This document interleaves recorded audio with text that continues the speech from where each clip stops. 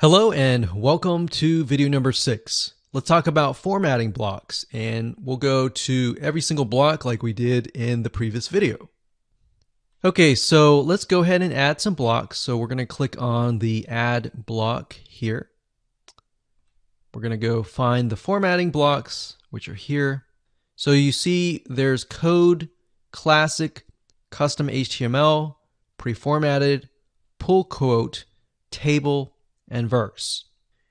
So most of you, I will say, will not really use this unless you are using maybe an outside third-party service and they say something like, you need to add this code to your website. So some of them are going to say you're going to need to add it to like the header or the footer. In those cases, you might want to hand it off to a webmaster because this would be different. But let's say, for example, that they say add the code to the body of your page. So if that's the case, all you have to do is click on code, and then you can add the code here. Now, like I said, this is for advanced users. Most of you will not use that. Next up is the HTML. Now, believe it or not, some of you and a good majority of you will probably encounter something like this. So they might tell you, enter this HTML code into the body of your WordPress site. So if that's the case, click on custom HTML and you simply enter the HTML here.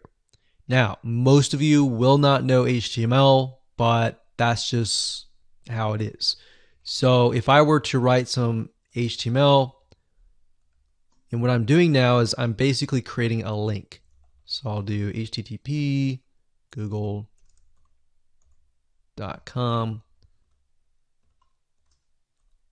Google.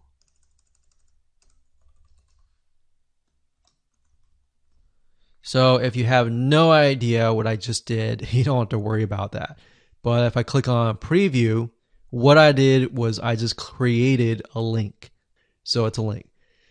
So if you don't know HTML, it may not be applicable to you, but at least you are aware of what this block is. Okay, so next up we have formatting. Under formatting, we have classic. So what this is the old classic editor. Now, do not be confused that this is how to convert back to the old classic editor. We're still using Gutenberg. All right, so this just happens to be within a block. So if you like the old classic editor and you want to utilize it within a block, that's fine. All right, so that's what that is. So you can see what is available to you. Going back, you got formatting. We got pre-formatted. So if I go back here,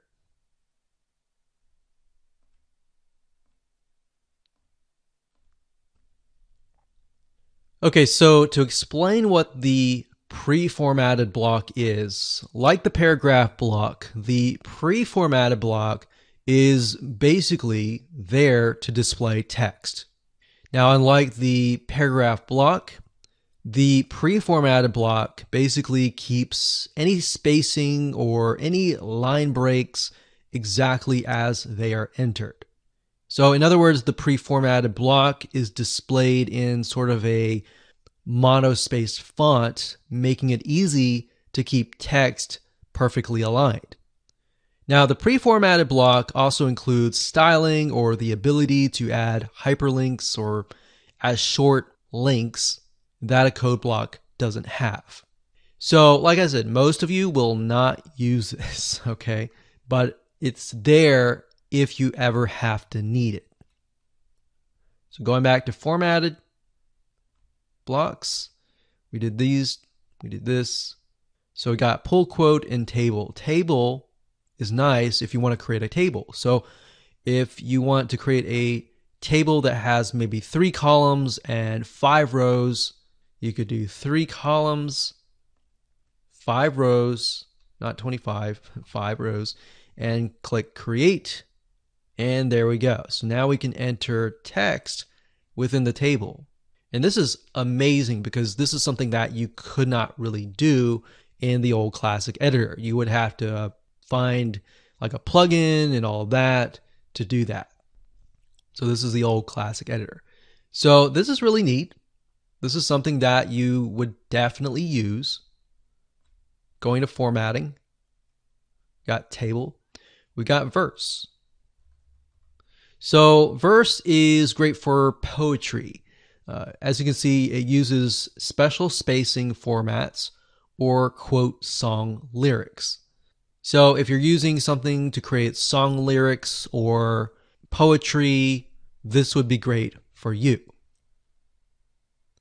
Moving on, we got just a few more. So we did this one, we did this one, and we haven't done this one. So pull quote, it says it gives special visual emphasis to a quote.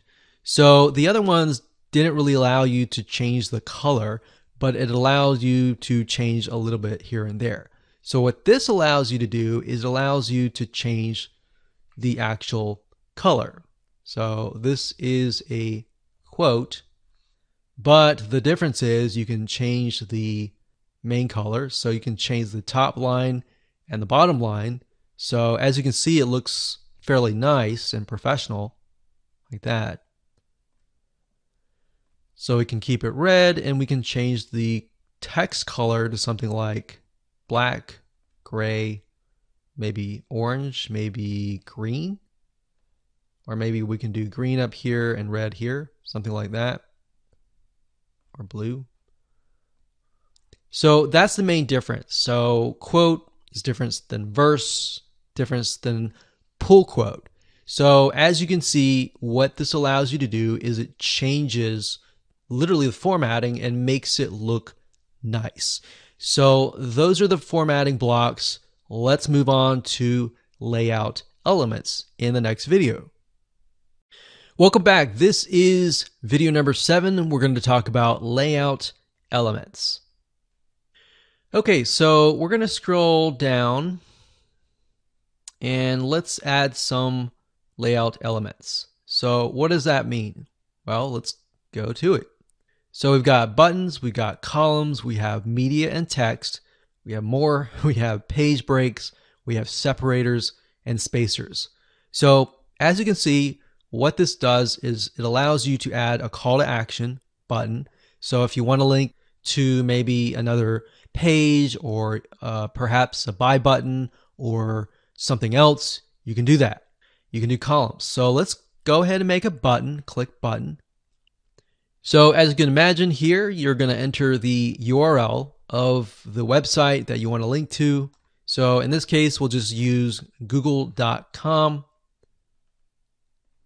Click apply. So you'll need to click this, and that's it. Okay, so next you want to change the text. To change the text, you can simply click the mouse here and change the text. So that's the button. Now, of course, you can change the color if you want to. So you can change it to green, you can change it to orange, you can change the text color however you wish, like so. And that's it. So that's a button. So if we go back here and go to layout elements, let's click on columns. So this allows you to add different columns of text. So you can have text over here, and of course you can have text over here.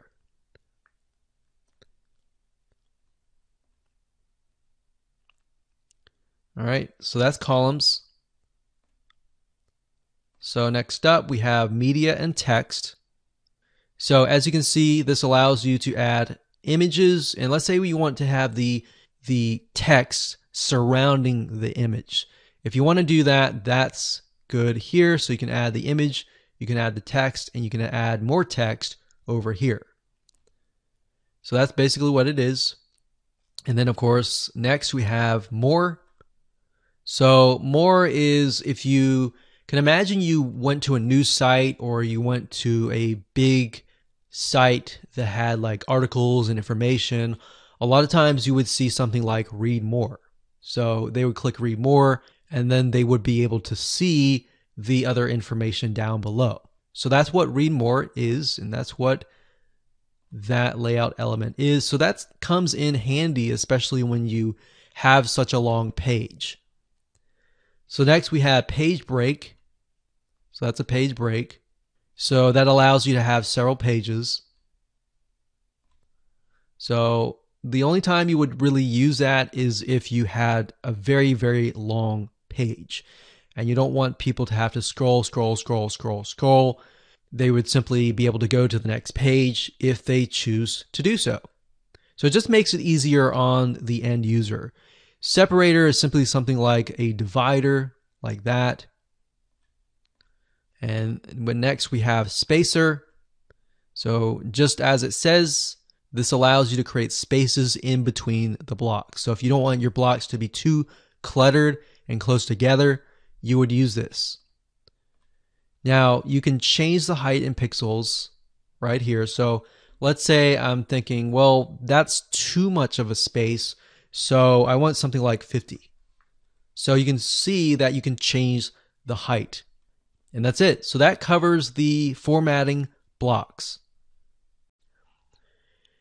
Hello and welcome to video number 8. So if you're not ready for Gutenberg, how do you revert back to the classic editor? So like many people, you may not be ready for Gutenberg. In fact, if you do a search for it, you're going to see a huge amount of negative reviews.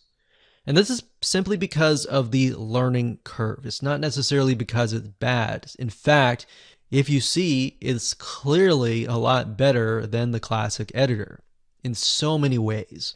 But let's say, for example, you have a client who has a website and they just don't want to go over the learning curve and they're editing the site themselves and they're just frustrated and they're like, I want to go back to the classic editor.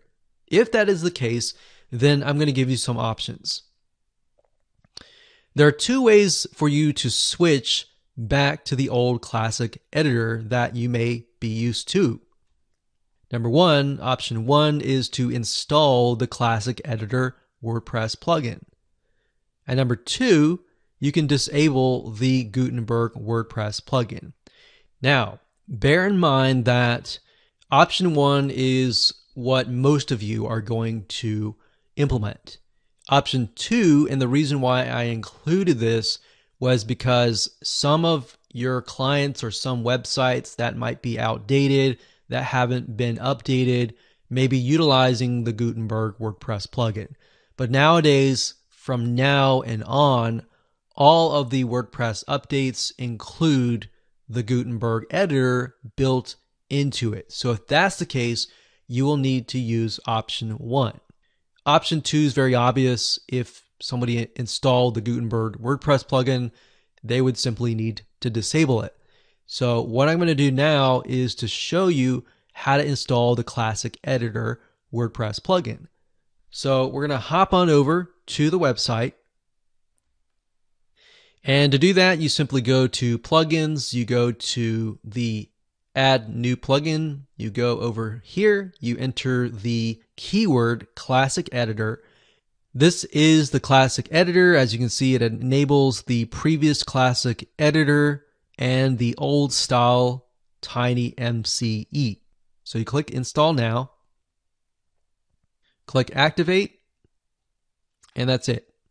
So now that the old classic editor plugin has been installed, you don't want to go ahead and edit right away just yet. What you need to do is click on settings. So this allows you to customize the editor a little bit. So formatting, you're not going to need to worry about this right here. But by default, it'll convert emoticons like the smiley face and all of that to actual graphics. So as you can see, it says default editor for all users. We got the classic editor, allow users to switch editors. So we've got the block editor here and the classic editor. So you can allow them to switch back and forth. Honestly, if you have clients and they just don't like the editors, I would just disable it, click no, unless they ask you, hey, can you switch it back? Because otherwise it will literally confuse them. So that's it. What we need to do now is simply go back to Posts. We click on Add New. And there we go. So now we are back to the old classic editor. So if you're used to that, you don't have to worry about the blocks or anything like that. We're back to normal. And that's it. That's how easy it is to revert back to the old classic editor. So like I said, option 2 really is only there if your client is using an old website. But for the majority of the cases, 99.9% of the time, you're going to utilize option number 1. Okay, just want to say congratulations. If you've reached the end of this course, that's great. And now we're going to talk about more editor options. Now, besides the Gutenberg and Classic editor, there are actually more editor options available commercially. Now, what I mean by that is that there are other plugins that have different editors that look nice. Some of them include Thrive Themes, WP Bakery, and Elementor. Now, each has its pros and cons. They have their strengths and weaknesses. And really what it comes down to is which one do you like the best. So you saw Gutenberg. Most of these are very similar to Gutenberg and they utilize blocks, but they just look a lot more nicer and they have a lot more options. So that's really the main difference. So we like Elementor the most because it's super easy and more importantly, super fast. One thing to note is that as you begin to add more plugins to your WordPress site, it will actually slow things down. So what we've done is when we've tested things, we found that Elementor it has a lot of features, but it doesn't have a lot of coding. So it runs really, really fast and it won't slow your website down. So with that said, like I said, Thrive Themes and WP Baker are really, really good choices. So let's go ahead and hop on over to those websites and show you these in action. Okay, so let me talk about the differences before we actually install Elementor as a plugin. So if we go up at the top here, we've got WP Bakery Page Builder. And as you can see, between the 3 of these, there are millions of people that use 3 of these editors. So it really comes down to which one do you like the best and which one fits your business the best or your website. So as you can see, this one costs $45. And if you scroll down, you can get an idea of what it looks like. Now, we've used WP Bakery before, and it's really decent. There's a lot of templates in it that are built in.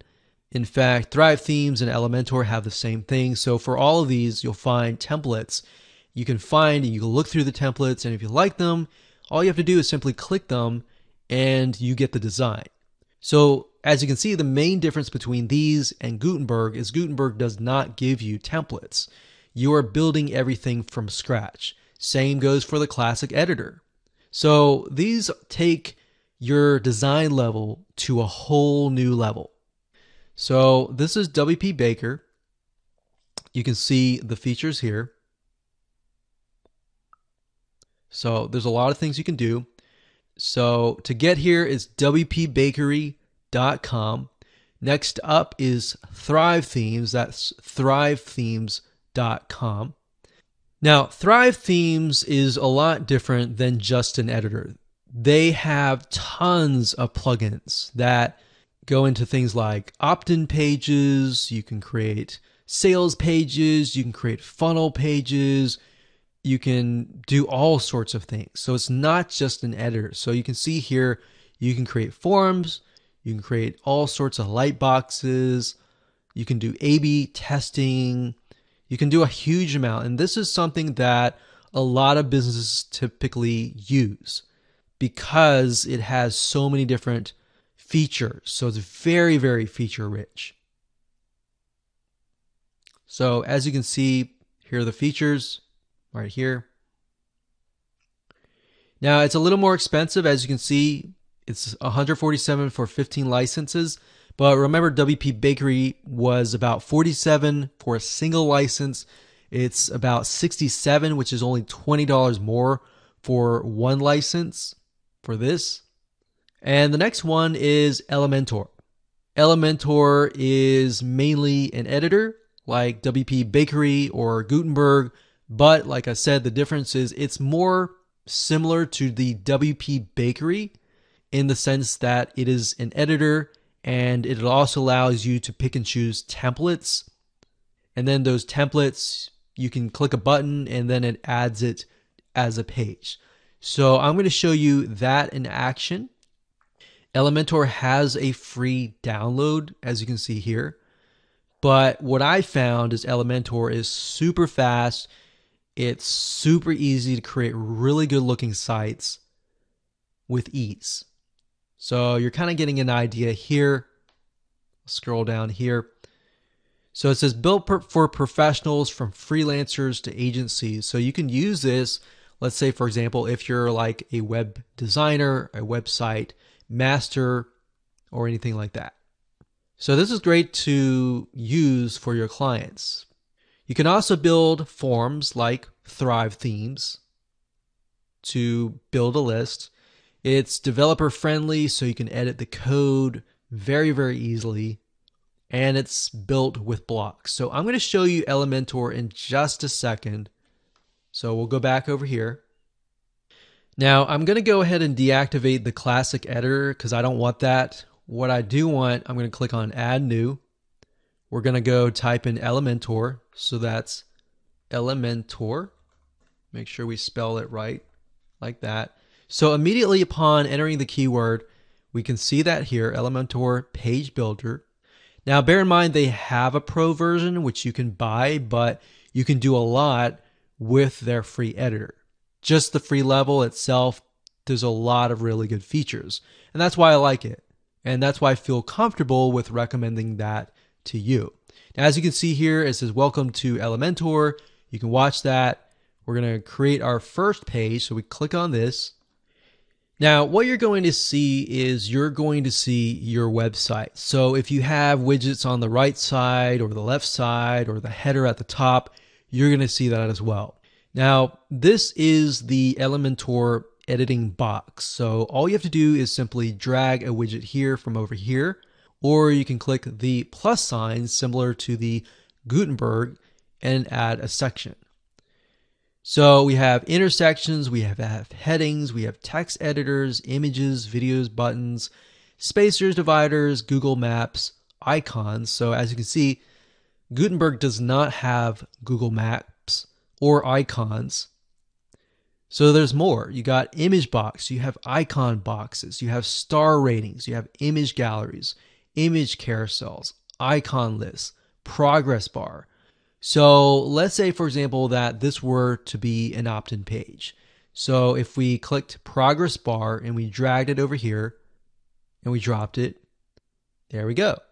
That's it. It's super easy. And of course you have the settings over here that you can edit. And of course I can go back over here and click plus. Let's say we want a section here. Let's have 2 columns. So we click plus and we can go back over here. Let's add maybe heading here.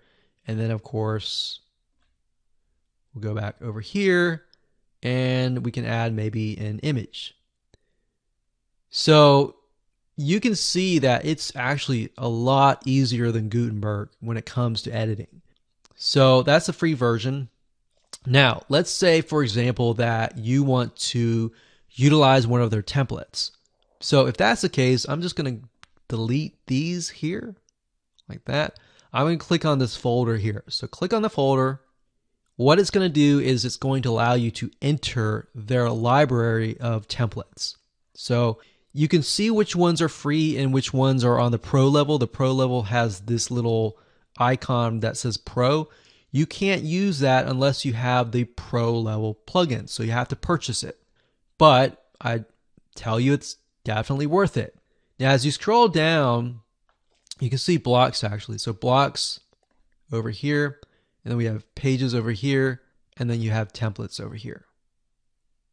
So blocks essentially are different media or different blocks or areas that you can add. So for example, you can, let's say I like this, I'm going to add this, and I'm going to add this, and then I'm going to add this.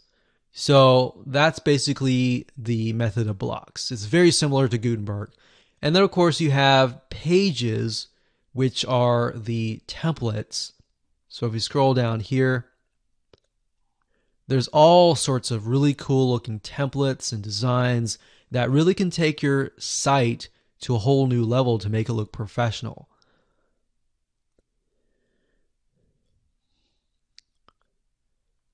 So let's say, for example, that we're selling something and that we like this one here, or yeah, let's do this one.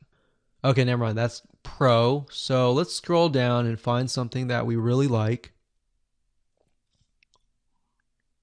So let's say, for example, that we're editing our website and it's still in construction mode, but it's coming soon and it's coming in 2 weeks. If that's the case, let's say we like this one here. Okay, that's Pro. Okay, we'll just do this one here. Okay, click Insert. That's all you have to do. You just wait a few seconds and there you go. So it will insert that template in here, and all you have to do is change the text. You can change the images, and there you go. So that's Elementor. I highly recommend that you can upgrade to the Pro version, but as you can see, utilize the free version first. If you feel like you need to go Pro, go Pro. If you don't, stick with the free.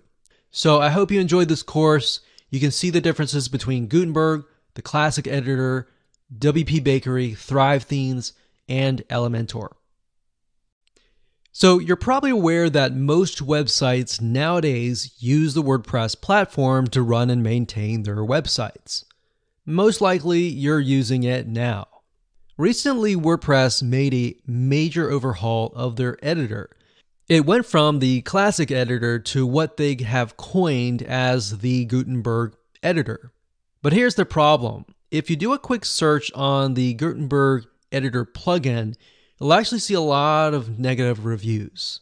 And this is because even though it's listed as a newbie-friendly editor, there's a bit of a learning curve that you have to get over to understand it all. But now it's not just a plugin. It's built in by default into the WordPress admin dashboard.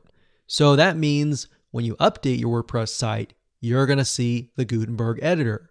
And most likely you jumped in and thought, this looks more complex. I want the old classic editor back.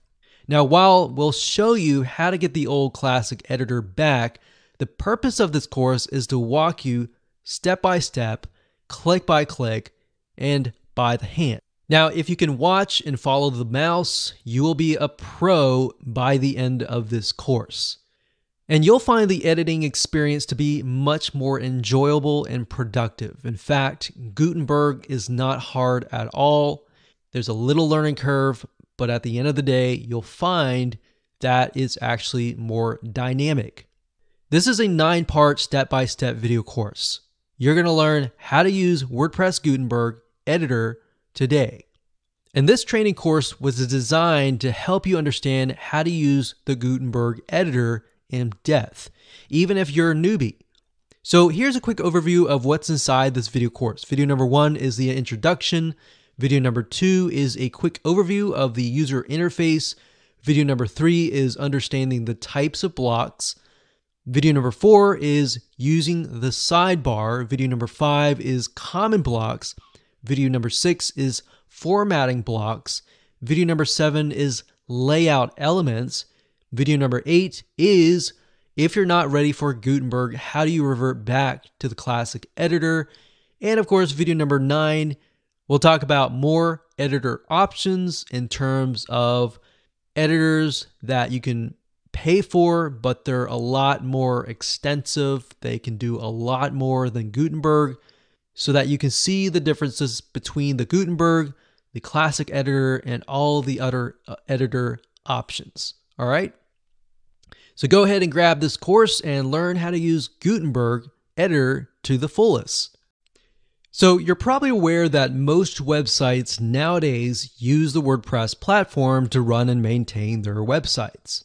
Most likely you're using it now. Recently, WordPress made a major overhaul of their editor. It went from the classic editor to what they have coined as the Gutenberg editor. But here's the problem. If you do a quick search on the Gutenberg editor plugin, you'll actually see a lot of negative reviews. And this is because even though it's listed as a newbie-friendly editor, there's a bit of a learning curve that you have to get over to understand it all. But now it's not just a plugin. It's built in by default into the WordPress admin dashboard. So that means when you update your WordPress site, you're going to see the Gutenberg editor. And most likely you jumped in and thought, this looks more complex. I want the old classic editor back. Now, while we'll show you how to get the old classic editor back, the purpose of this course is to walk you step by step, click by click, and by the hand. Now, if you can watch and follow the mouse, you will be a pro by the end of this course. And you'll find the editing experience to be much more enjoyable and productive. In fact, Gutenberg is not hard at all. There's a little learning curve, but at the end of the day, you'll find that it's actually more dynamic. This is a 9-part step-by-step video course. You're going to learn how to use WordPress Gutenberg Editor today. And this training course was designed to help you understand how to use the Gutenberg Editor in depth, even if you're a newbie. So here's a quick overview of what's inside this video course. Video number 1 is the introduction. Video number 2 is a quick overview of the user interface. Video number 3 is understanding the types of blocks. Video number 4 is using the sidebar. Video number 5 is common blocks. Video number 6 is formatting blocks. Video number 7 is layout elements. Video number 8 is, if you're not ready for Gutenberg, how do you revert back to the classic editor? And of course, video number 9, we'll talk about more editor options in terms of editors that you can pay for, but they're a lot more extensive. They can do a lot more than Gutenberg, so that you can see the differences between the Gutenberg, the classic editor, and all the other editor options. All right? So go ahead and grab this course and learn how to use Gutenberg Editor to the fullest.